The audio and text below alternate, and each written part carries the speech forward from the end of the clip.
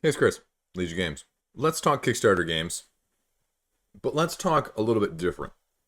We commonly talk about games that I'm super excited about, games that I can't wait to buy, games that I cannot wait to take off of my wish list, put a line through it, and add it instead to my pre-ordered. Well, that's the easy one, right? Instead, let's talk about 10 Kickstarter games that I want to try before or instead of buying.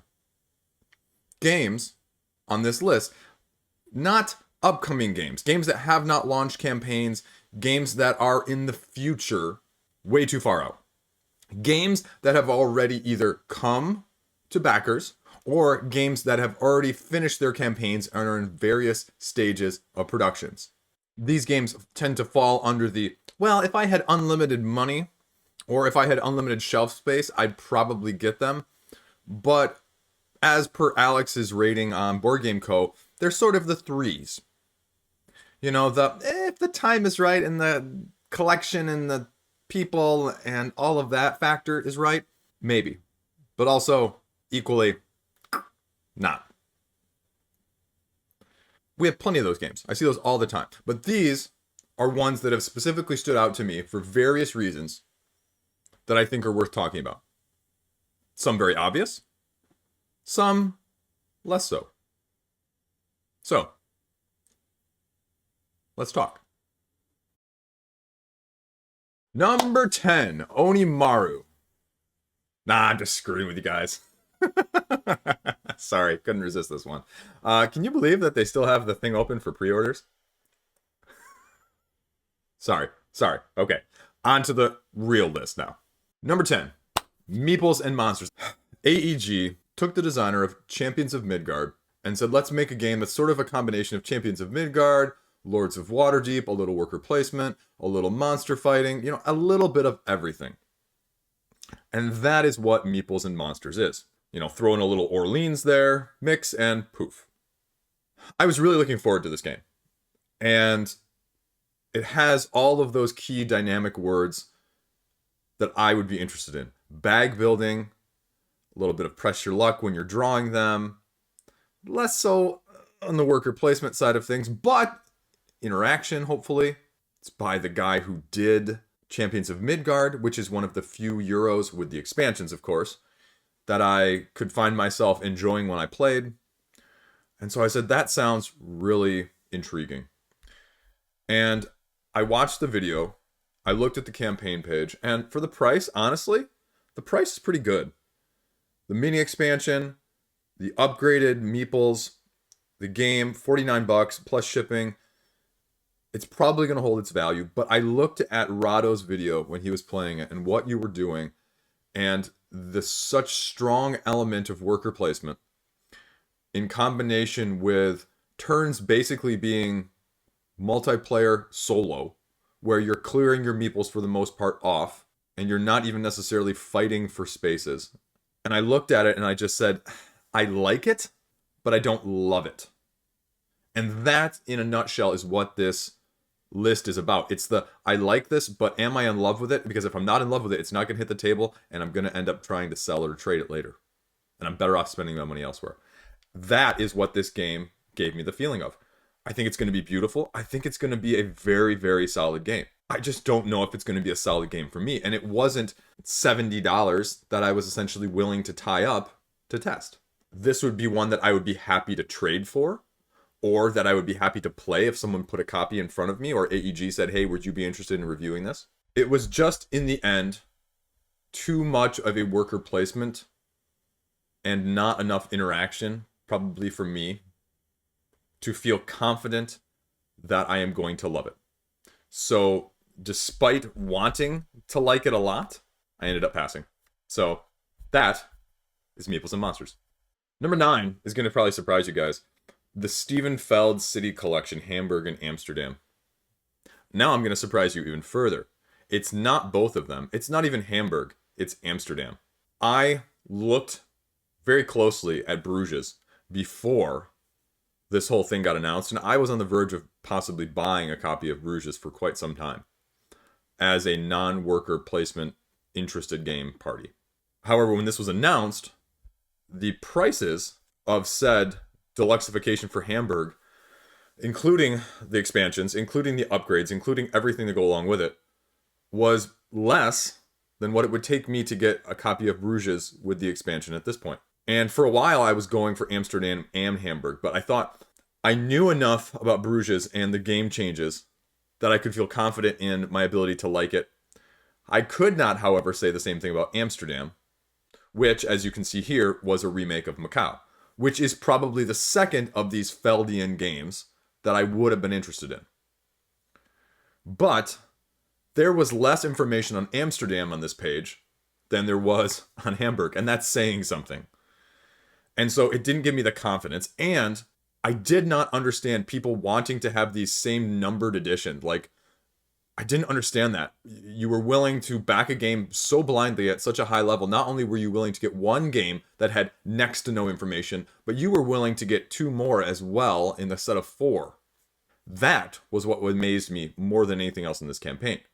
Now, if I like Amsterdam, if I like when I see more of it in the future, if I like what I'm doing in Hamburg, it may seriously tempt me more on the Amsterdam side of things. With so much heavier worker placement in that game, at least per my view in terms of interaction, I just couldn't feel confident in it. So I decided to pass. I am getting Hamburg, and I'm very happy with that. Will I be as happy passing up on Amsterdam? I don't know. Probably. But again, would I try it once or twice as like a 2-player game so it went relatively quickly if I didn't like it? Absolutely. And can I pick up a classic edition because I don't really need all the deluxe upgrades and whatever else they throw in there at retail level? Yeah, I'd be okay with that too. So that is why I passed on Amsterdam at number 9. Number 8, Adventure Tactics. This game I knew about for several months prior to the actual campaign launching. It did not get a ton of money.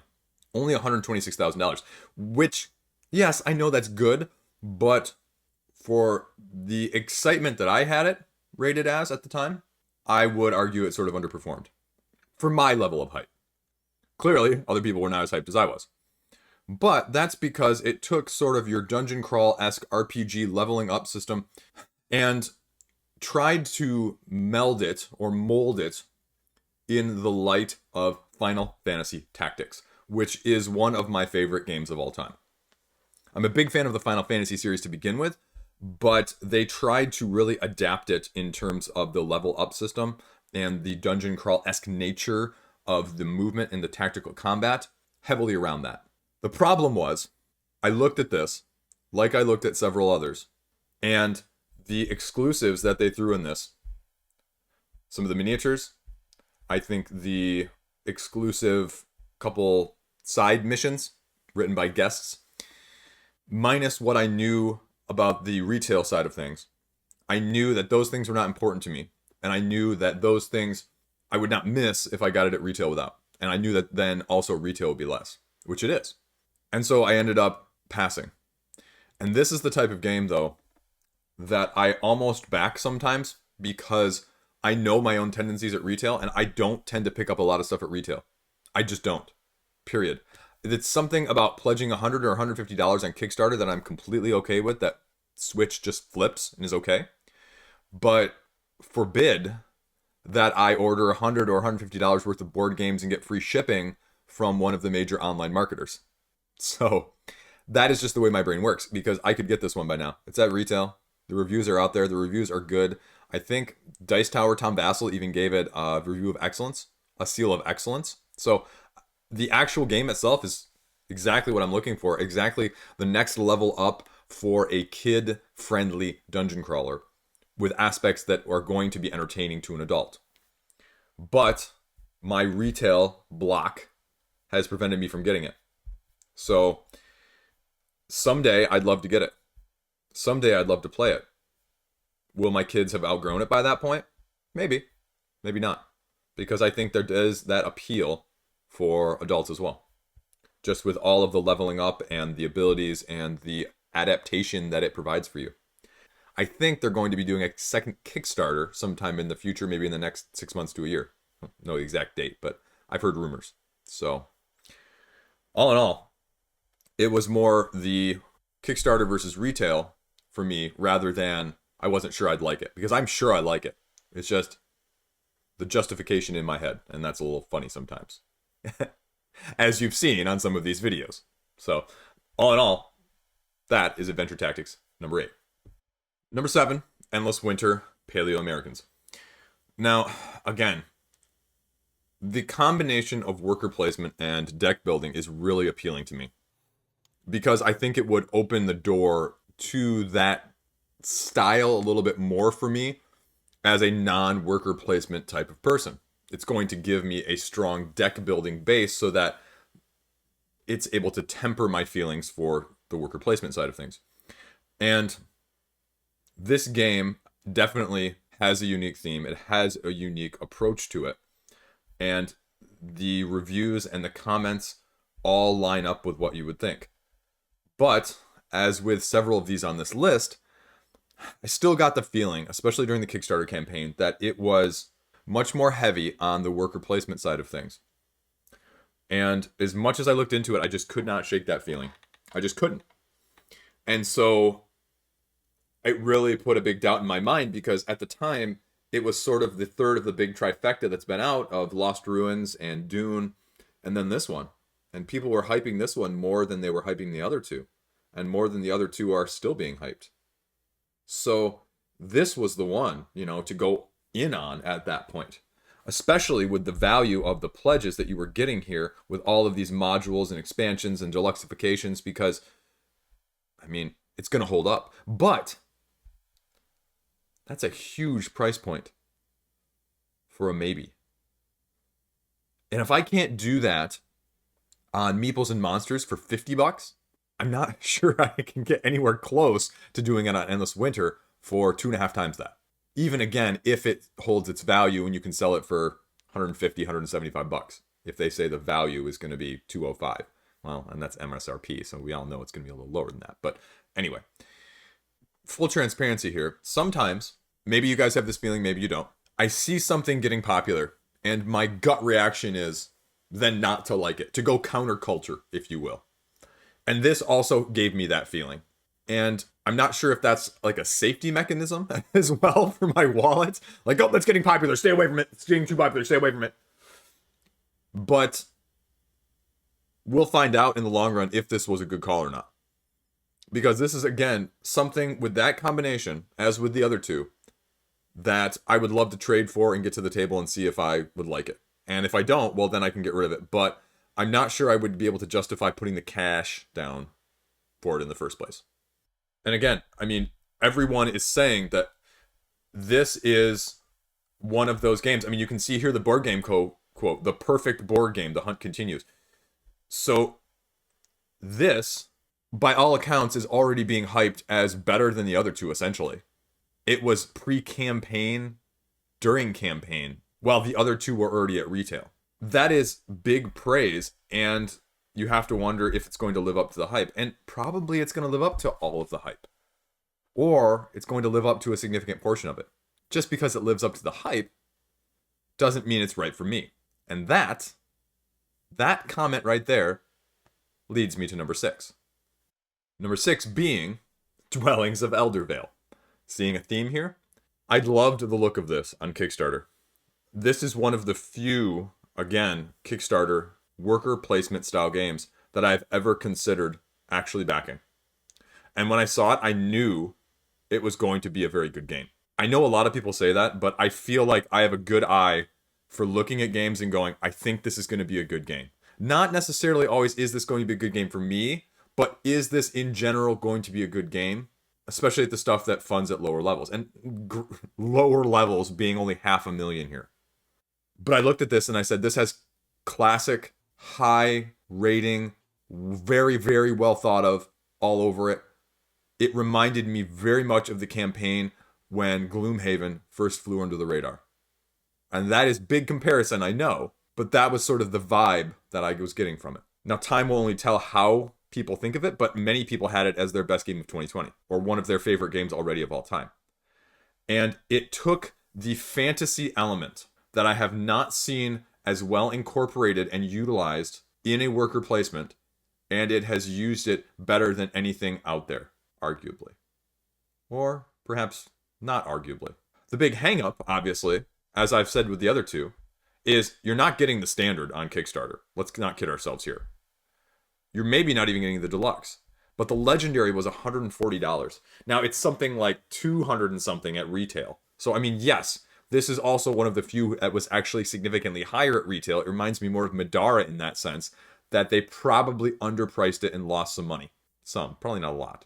As a side note, they also did a really weird post-Kickstarter campaign with their extra copies. I thought was kind of unusual. They sent out emails telling people that were signed up on their list, including myself, when and how many copies there were going to be of each of these levels. But then they also said in the email, like, shh, don't tell people, which kind of sounds weird. Don't you want to sell out your copies of your game, or are you using sort of reverse psychology? I don't know. Anyway. But I looked at it and I said, this looks like everything I would in theory like about a worker placement, with the heavy fantasy element, with the monsters, with the artwork, with the theme, with the hexagonal tiles and the modularity. But there's just something always holding me up. And I even checked it out when it came to retail, at those retail prices. I would be lying if I didn't say that I came close to backing it on Kickstarter as well as picking up a retail copy. But then I looked at it and I said, when are you going to play that? What are you going to play that over? Or how eager are you going to be to play this? And that last one was kind of the one that stopped me in my tracks. Again, I would totally be up for someone playing this, wanting to play it with me, but I can't see myself, as much as the theme appeals, choosing this type of game sometimes over something else that's just much more of my genre, whether that's abstract or deck building or dungeon crawling. And that, in the end, held me up in combination with the price. Again, this is one I looked at, and I said, for that price, I think my money is safe. I think I could easily sell it for more. I said the same thing at retail because I knew they were going to run out of copies, and I knew I could scalp it for 20 or 40 or 50 more bucks. But that's not why I'm buying games. I could totally do that. I mean, if you've been in this niche for long enough, you can start to recognize good deals and when stuff is going to get higher if you really have a keen eye for it versus when it's not. But I don't want to tie up that much money into things either. That's not the point. That's not the purpose of this. I've gotten past that stage of things of just buying stuff so that if I don't like it, I can flip it and not lose money. I just don't do that anymore. My prime Kickstarter first couple years, I had a little bit more of that mentality. I just don't anymore. So all in all, I mean, especially with the pedigree now, Luke Laurie has been hitting it out of the park with more than a couple of his games recently. He just released Cryo, Whistle Mountain, this, all within a short span that are all getting rave comments and reviews. It's definitely something to watch going forward and to see what happens with it and to see if they play off of this in another way. But that is why it's number 6 on my list. Number 5. Are you sensing a theme at all right now? So this is like 3 in a row here. Number 5 is Age of Atlantis. Speaking of worker placements with an amazing theme. This is probably the only other theme that has come close in terms of interest for me. Because Atlantis, monsters, sort of this circular board with areas spanning outwards that you can sort of play into and move around and interact with. The price was good. I backed it for $1. I ended up actually downgrading my pledge right before the end because it's more of a civilization, a strategy with a worker placement. And again, it seemed to be just striking all of those things, but something in the back of my head was just sort of nagging. And part of it was how the campaign was run. I think Eldorado Games has done a fabulous job in terms of components, in terms of making their games better successively, whether it's the same game system like some of their previous games with adding expansions, or it's something new like this because they have clearly matured in their design and their creativity and their approach. But my concern with it was they came out with this idea at the beginning, and I watched the gameplay. And as the campaign came out and as the updates came out, there were many relatively big departures of what the original core design was to what it was evolving to by the end of the however long campaign. And some of those were definitely improvements, because some of those benefited or were the benefit of them allowing people to try it online so that they get feedback from outside of their internal testing. And that is a tremendous thing. But then I think it almost veered a little bit too far the other way with the pendulum, and they listened a little bit, maybe arguably too much, to people's thoughts, concerns, criticisms that they just personally didn't like. Not that it was necessarily design or a game flaw, just elements that they just didn't prefer. And there was so much movement in those gears and those elements and those parts. I said, I think I'm going to need to try this before I can buy it. And so that's why I downgraded my pledge, and I have not pledged in the Pledge Manager either. But I think it is the ideal mishmash of those elements, of a little bit deeper, a little bit of a civ builder, a little bit of a worker-esque placement, with some take that, with some monster fighting, that I would love to play at some point. But with how it sort of ended, I just wasn't sure for myself, as a reflection on myself. And so I had to hold off. And I'm going to wait to see what the final product looks like, because I think it's going to be good. I think it's going to be good. But will it be good for me? And I couldn't guarantee that, as with all the stuff in this list, so I passed. And that's why it's number 5. Number 4, S.H.E.O.L. I was super, super hyped about this game. This is probably one of my more anticipated games of 2020. It ended up funding in May of 2020. And it barely funded, because in part, they did not at all fake, underestimate, or put out any excuses of why their funding goal was not lower. I think the funding goal was something like 200,000. I forget what it was exactly. It was high, and it started slow, and that scared people off, and so it lulled for a long time. And so they changed the pledge levels a little bit. I think they changed the stretch goals, obviously, to daily unlocks, and it helped it gain momentum, so it funded in the last couple days. And I mean, still, it funded at over 300,000. As a cooperative 1 to 4 player campaign game in this eternal night, where you're sort of using light to shine onto monsters, so you can tell what they are and tell how to do damage to them, and abilities to upgrade your citadel that you're trying to protect, versus abilities to discover monsters better and defeat them better. There just wasn't enough meat on the bones of the actual campaign to make me feel confident in the final design of the game. I mean, the artwork is fantastic. The hard co-op, the story, the campaign, the citadel that you're defending in the middle of the darkness against the monsters that are swarming from all sides on a grid where you can't tell what they are until you shine light on them, with so many different types of characters that you can be using. And the fact that they are unique and not just re-themes of other games or common tropes. It was impressive. But the gameplay, the battle system, elements like that made me a little bit nervous about how all around highly polished it would be at the end. Because this also struck me as one of those games where the 1.5 or the 2.0 version could be significantly better a year or two later. And ultimately, that is the feeling I got. And I think these guys are going to do a fantastic job. But it sort of gives me Madara vibes, if you will. Like, Madara is great the first time around, but the 1.1 update version is going to be that much freaking better. And for not that much freaking more. And with less of a risk then, because there's already enough feedback, enough changes, and enough polishing to make it from good to potentially really, really good. And that's why I have to wait. It was also going to be 200 euros for everything. And that's a freaking ton for a game with all of those question marks for me. Way more than I'm willing to take. Am I still excited by it? Yeah. It's probably one of the more exciting games for me on this list that I would be interested in getting and playing at some point. to see how it holds up. And the miniatures are amazing, and I don't even want the miniatures because I would get them without. But it looks great, and I can't wait to see it in other people's hands so I can see what it looks like. Lunar Oak Studio, if you want to throw me a copy review when it comes out, I'm all over that. That's why it's number 4. Number 3, Sleeping Gods. Again, I knew this was going to be a good game.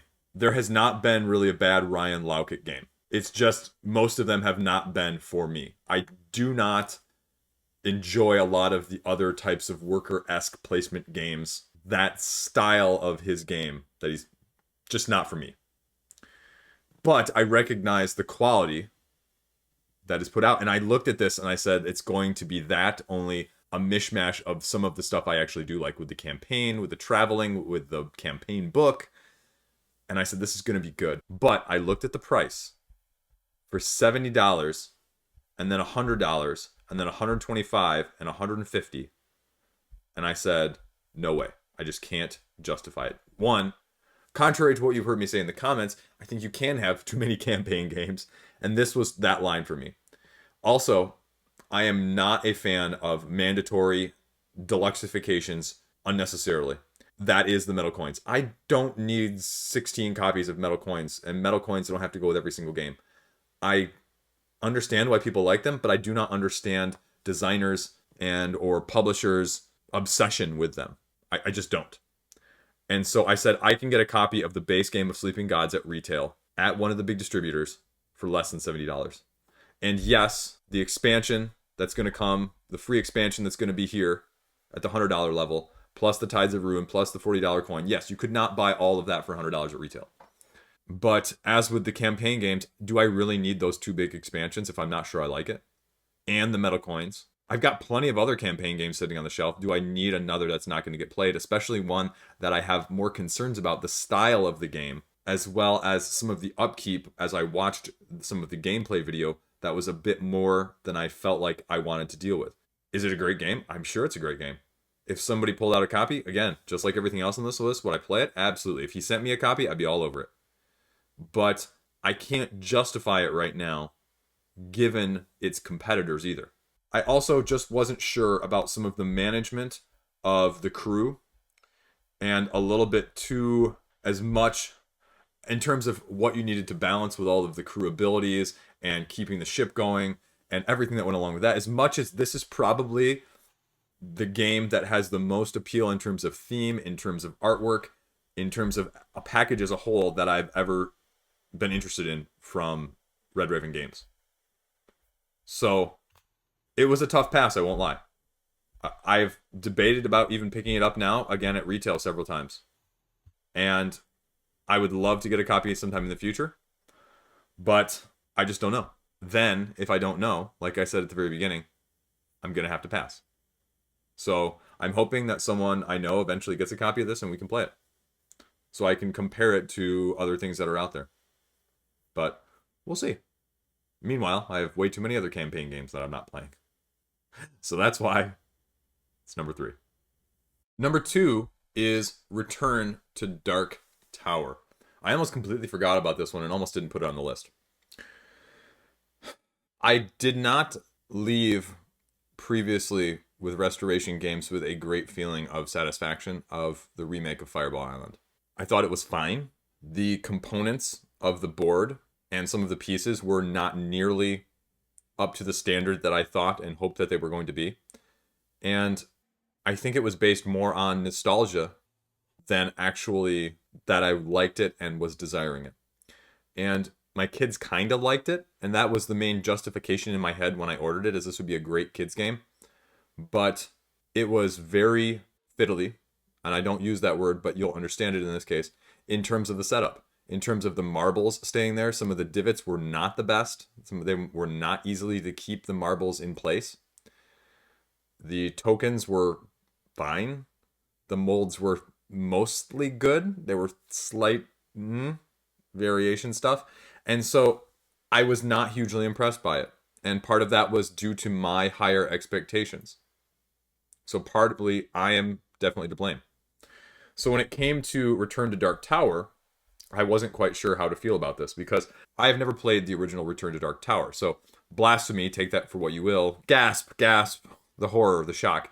So, when this came out, I was not overly sentimental. I had gotten past my sentimental part.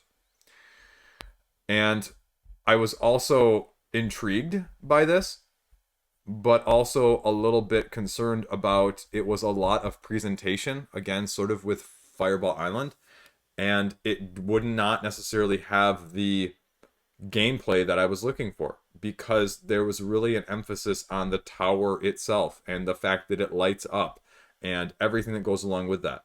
And I was less impressed with some of the other stuff. And now people have said that they've played it, they've tried it, and it holds up and it's great and it's going to be something new, it's going to be something fantastic. You can see all the stuff that they've done in here in terms of the engineering. And the price point for just the core was $125. I mean, that's massive. You want to talk about people recently getting upset about the barrier to entry on Primal or Bloodstone? Well, here it is, folks. This is the one that's kind of flown under the radar because it's played on the sentimentality of people. That's massive. And then the next pledge level is 225. So, it's funny that I didn't hear people complaining about that as much as I hear it relatively more recently in this year. A year ago, you didn't really hear it. Or it wasn't nearly as vocal from those that were. And the other thing that was sort of a question was a lot of this was, I think, sort of marked as maybe Kickstarter exclusive. I don't see it on here, but I have a feeling that there was some mention of it, and maybe I'm wrong. But these two expansions were relatively massive. $65 expansion and a $30 expansion with alliances that changes the actual way you can play the game. And with all of those miniatures, I just also didn't think they were necessary. Everything was just, in a good way, don't get me wrong, drastically overproduced. And that can make a good game really good, but it can also price things out too from a larger core audience in the future. Because I don't know how you would sell something like this at retail. I mean, you're going to have to go through your eShop, and that's the way a lot of these things are going nowadays, but this was one that really struck me as that. And again, I think it's going to be a good game. I've heard only positive things from people that have actually played it.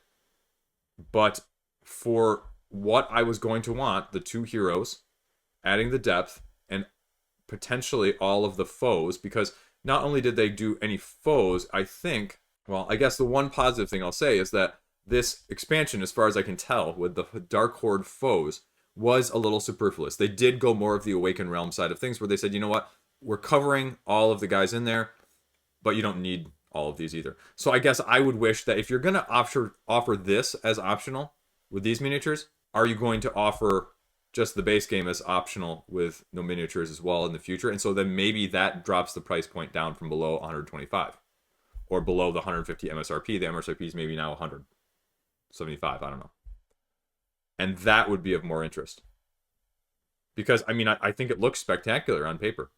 Absolutely spectacular. I mean, all the stretch goals, all the monsters, the gameplay, but that price point with, again, the tower being the main attraction, I could not assuage my fears enough that it was going to be more shine than substance. And I will be gladly wrong if this thing proves to be a great, great, great cooperative game. But I just couldn't look at it and say that for sure. And so I was happy wallet-wise to pass because that saved myself about $150. So we'll see when it comes to retail, and it may be a game that I want to pick up in the future. But it may also be a game that I'm going to pass on just because component-wise, I don't need a super expensive tower when I have other games as a hard co-op that will be a lot less, and I could buy 2 or 3 of at least for the same price. So, again, I think it's going to be good. I'd be excited to play it. I'd be all about playing if someone showed up with a copy. But I can't justify picking one up cash right now. So that is why Return to Dark Tower is number 2.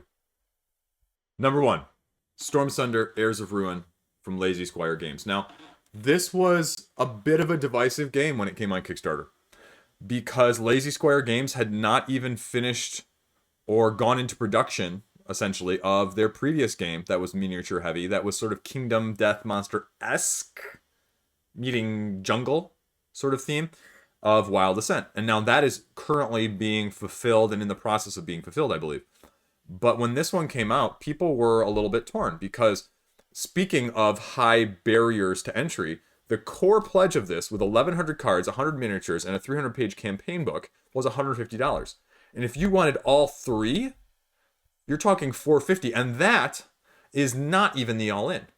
The all-in has all these other packs and miniatures and mini expansions, and you're looking at upwards of $600 to $700 almost. And that, in combination with the questions about Wild Ascent at that point, left a lot of people very nervous and a little bit unsure.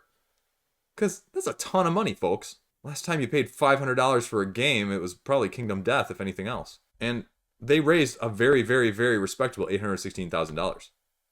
So they still raised a ton of money. It's $200 a pledge right there, average. But this has all of the makings of a game that is perfect for me. Every single thing. You know how many times I have gone to the late backer pledge and looked at it longingly? More than I care to count. Because it's a solo, it's a co-op, it's an RPG dungeon crawl-esque game with storied combat, campaign, narrative, with ramifications based on how you interact with people, whether you kill them, whether you fight them, whether you ally with them, just everything under the sun. But there's just not, and there hasn't been, up until this point, just enough information on the gameplay and the narrative depth to make me completely comfortable, in combination with the price point, in combination with all of the other stuff that has had more information out there. Now, with the recent release of Ascent getting relatively positive reviews so far, is that going to change things and change my opinion? It's gonna help things. But it's also going up against stuff actively that I know more information about, like Mythic Battles Ragnarok, for example. Weighing those. I mean, it looks great. But it also plays on my fears of something like, I hate to say it, myth. And let me be clear, I am not saying it is anything like myth. It already has more out there and more substantial substance than myth did when it was doing its campaign and post-campaign immediately after. But it just makes me a little nervous. I can't lie. But this looks fantastic. It gives me vibes, very strong vibes of Madara. And that is one of my favorite games. Period. And that is why I have clicked on the late pledge manager so often. I would love to get a copy of this game. It just looks fantastic. And this is probably one of the few things I have ever considered late backing. I have not late backed a lot. I think I can easily count the number of things I have late backed afterwards of a campaign on one hand. And I can only think of like 2 or 3 actually offhand. Like Scooby-Doo from Simon and Jagged Earth, the sequel expansion to Spirit Island. That's about it. So the fact that this is getting me those vibes and those feelings is pretty tremendous. That's how much I think of this. But you can also see here all the add-ons. It's just add-on after add-on after add-on after add-on. And this only has a few of them up there, but there's, in the Pledge Manager, there are just a ton. There's enemy packs, there's hero packs, there's NPC packs for extra miniatures, for all of the guys that are in there that sometimes are necessary, sometimes add new things, sometimes are just miniatures to give them representation. But it looks great. And so I'm torn. I'm very, very, very torn, even as we speak. So that is where my head is at. And so if someone wants to either talk me down off of the ledge or talk me into it, I would be happy to hear some of that in the comment section, because I have very strong feelings on both sides of things with this game right now, and I would love to hear some other people's opinions and thoughts, especially on a couple of these that I am sort of hemming and hawing on. So that is why Stormsunder, Heirs of Ruin, is clearly number 1 on my list. Now, I'll throw a couple honorable mentions here at the end as well that I think deserve a shout out but did not make the final list. Epic 7 Arise, recently funded earlier in this year. Another dungeon crawl light-esque based off of the video game, but no rulebook complete and no gameplay video made me sort of pass on it right now. Possibly, again, thinking about late pledging, but It's been a month and a half since it ended, and I still haven't seen anything. So we'll see where that actually ends up going. Stars of Akarios. This was sort of a space exploration, hexagonal, Zaya open survival sandbox type game with miniatures and upgrading your ships and fighting monsters and fighting aliens and space battles. And it looked absolutely tremendous, but I just don't know if the space exploration, like the little bit of 4X-ish sort of thing, was really for me. So again, I just couldn't commit to the triple digit cost on that side of things. Speaking of space, Unsettled, sort of the more worker placement-esque discovery of planets and parts on planets and resource gathering, heavier element instead of the ISS Vanguard version with more dice. Definitely was intriguing with the planets that they included in the pledge and how they designed it and how they included backers. But again, for that price and the little bit heavier side of things, non my style, I had to pass. And then last up is Arcana Rising, another game from Gray Fox Games, which is sort of an engine building resource management type game, but with the deluxifications that I thought were unnecessary and did not add significantly to gameplay during the Kickstarter. I passed on it, and I'm probably going to try it or even pick it up at retail for a much lower cost. So there you go. That is my top 10 with a few honorable mentions there at the end. What do you think? What would make your top 10? What would make your top 5? What would make your top 1 or 2 even? How do you feel about some of mine? Talk me either into them or off of them completely. I would love to hear people's thoughts on this, because this is a video that I would love more information, more opinions, more critiques, more criticisms, more positives, because sometimes your positive is a negative to me and it helps me, or your negative is something that I can stand, and so it allows me to have more clarity on, hey, maybe this is actually for me. So I love that sort of thing and that sort of conversation. So I would love to hear people's comments and thoughts on this. It really is helpful. And I think it helps everybody to hear, that side of things from games they may be interested in the first place as well. So there you go. That's my list. Thanks for checking it out. Thanks for clicking. Hopefully you enjoyed it too. Hopefully I didn't make you go out and spend a whole bunch more money talking about stuff that maybe wasn't on your radar before and now it is. And vice versa. Okay. Thanks. Thanks for supporting me. I really appreciate it. I like doing these videos. As always, do the clicking that you feel is appropriate. And I'll see you around. Or in the comment section before then. Thanks for watching. Stay classy.